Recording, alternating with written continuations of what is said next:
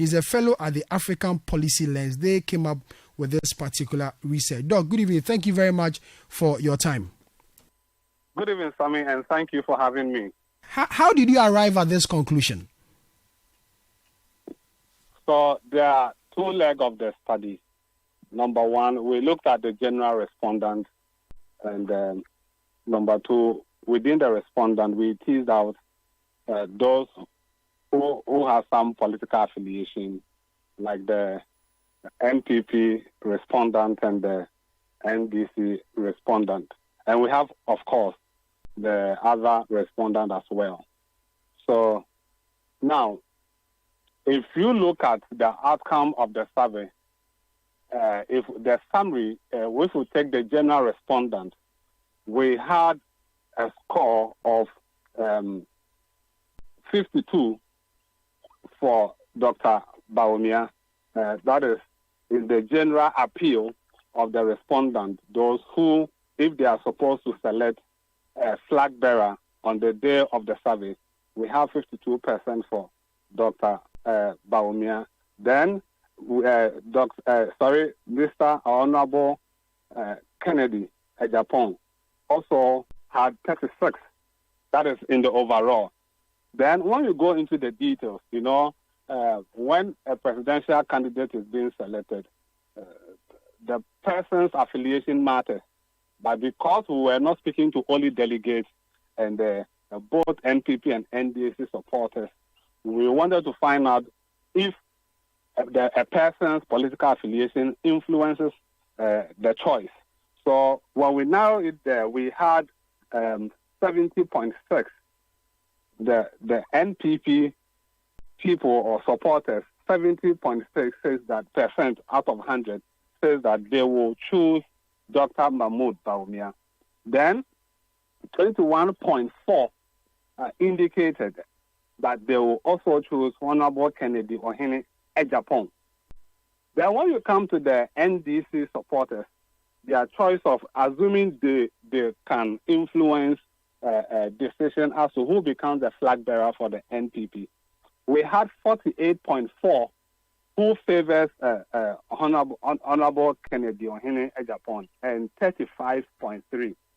Interestingly, people with in surveys like that, there are people who will not declare their position. Those who didn't declare their position, about 44.0 favors Kennedy and 44.5 favors Bawumia.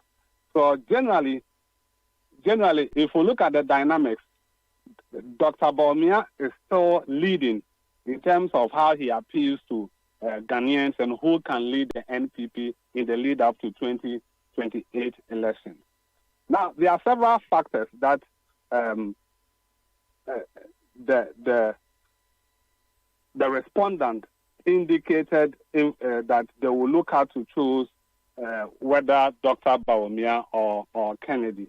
But if we look into it well, number one, they were talking about the fact that with NPP, it is not a tradition for you to go and win once. And there's a likelihood that if you present the candidate again, he may be able to win. So per that tradition, if they want to uphold it, then it is also fair to allow Dr. Bawumia to go. And there's also a northern factor. The northern factor is that if they should elect a different candidate to represent the party, it will almost confirm the notion that there is a camp party, and that is the reason why they have taken Dr. Bawumia out to represent them in the 2028. Then some also make an argument that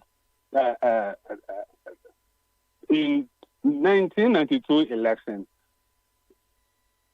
Dr. What's the name? The one they represented was not repeated in 1996. You are talking about Professor Albert Dubois-Hene? Dubois-Hene was not repeated. The same person was not repeated. So it is not a first Then you go and look at the statistics. When Professor Dubois was not repeated, the one that they took, which is former President Kufuor, he lost the election. So is it the case that should we change and bring a new candidate so that he will repeat the history by losing the 2028 election, or we should go with the one that have been tried in the previous election and see the possibility of doing well in the 2028 election? So the factors influencing the decision are many. And also, the respondents were of the view that whatever will be said about Bawumia has been said. If we bring a new candidate, if we change and bring a new candidate, there will be a whole new campaign that the party will have to fight so hard to market and defend. But Bawumia, in one or the other, has been marketed to a certain extent. So he needs a little push. So the dynamics of voters in the lead up to 2028 election in the NPP seems interesting.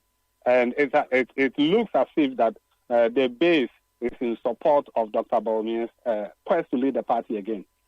You did this survey in February of this year, and you say that out of the 16 regions, Dr. Bawumia dominates in 12 of these regions.